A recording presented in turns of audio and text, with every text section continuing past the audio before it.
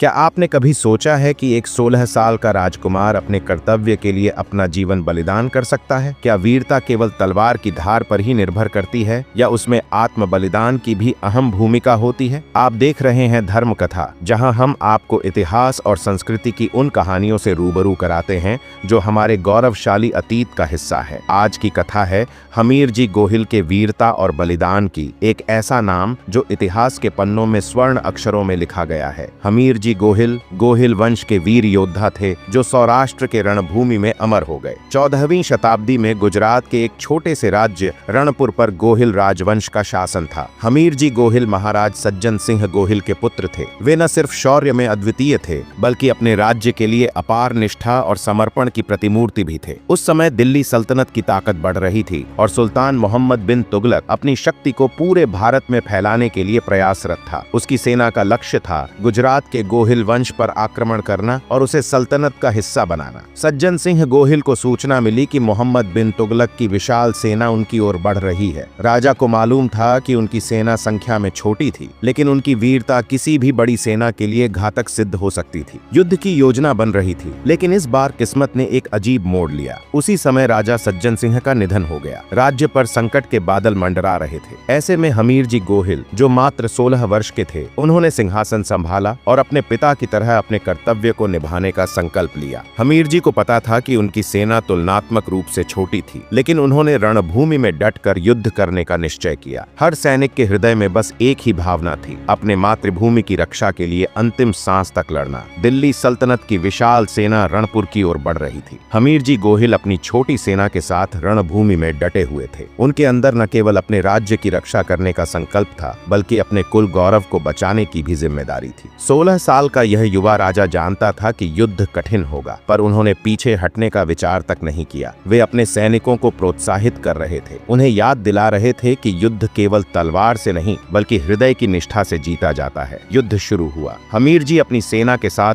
शत्रु सेना पर टूट पड़े। उनका पराक्रम देखकर शत्रु भी हतप्रभ था। हर वार के साथ वे एक नई वीरता की कहानी लिख रहे थे, लेकिन संख्या बल भारी पड़ा। गोहिल सेना के कई वीर योद्धा बलिदान हो चुके थे और हमीरजी शत्रुओं से घिर गए थे, लेकिन उन्होंने हार नहीं मानी। वे तब तक लड़े जब तक उनका शरीर अंतिम सांस नहीं ले लिया। उन्होंने रणभूमि में वीर गति प्राप्त की, परंतु उनकी शौर्य गाथा अमर हो गई। आज भी गुजरात में हमीरजी गोहिल की वीरता की गूंज सुनाई देती है। उनकी स्मृति में भव्य मंदिर बनाए गए और उन्हें देवतुल्य सम्मान दिया जाता है। उनका बलिदान सिर्फ एक युद्ध की कहानी नहीं है, बल्कि यह हमें सिखाता है कि सच्ची वीरता किसी की उम्र नहीं देखती, बल्कि उसके साहस को पहचानती है। हमीरजी गोहिल केवल एक राजा नहीं थे, वे बलिदान की परिभाषा थे। उनकी गाथा हमें यह सिखाती है कि कर्तव्य और निष्ठा के मार्ग पर चलने वाले हमेशा अमर रहते हैं। अगर आपको यह कहानी पसंद आई तो हमारे चैनल धर्म कथा को सब्सक्राइब करें और इस वीर गाथा को आगे तक पहुंचाने में मदद करें। हमें आपके विचारों का इंतजार रहेगा। जय हिंद।